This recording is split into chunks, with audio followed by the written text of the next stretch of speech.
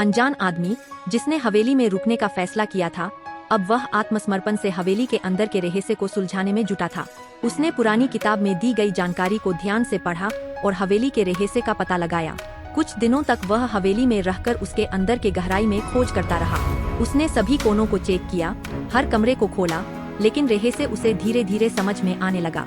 एक दिन उसने एक छिपा हुआ कमरा खोज निकाला, जो कि बहुत ही पुराना और बंद था।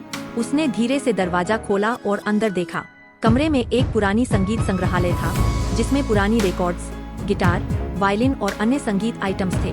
उसने संगीत की दुनिया में खो जाते हुए सभी उपकरणों को देखा और आत्मसात की कि हवेली में एक समय एक प्रसिद्ध संगीतकार रहता था, जो कि अपने रागों के साथ लोगों को मोहित करता था। वहाँ एक चिट्ठी भी थी, जिसमें लिखा था, मेरे प्यारे संगीत के रसिक, ध्वनि और स्वर की दुनिया हमेशा आपके साथ रहेगी। यह पता चला कि रहस्य केवल उस संगीतकार की ध्वनि थी, जो रात के समय हवेली में बाजती थी। उसने संगीत के साथ अपनी राह बनाने का निर्णय लिया। वह अपनी संगीत शैली में प्रशिक्षण लेने के लिए हवेली में रहने का निश्चय किया। उसका प्रयास सफल हुआ। उसने संगीत के माध्यम से हवेली में नया जीवन फूंक दिया और लोगों को अपनी मधुर ध्वनि से मोहित किया।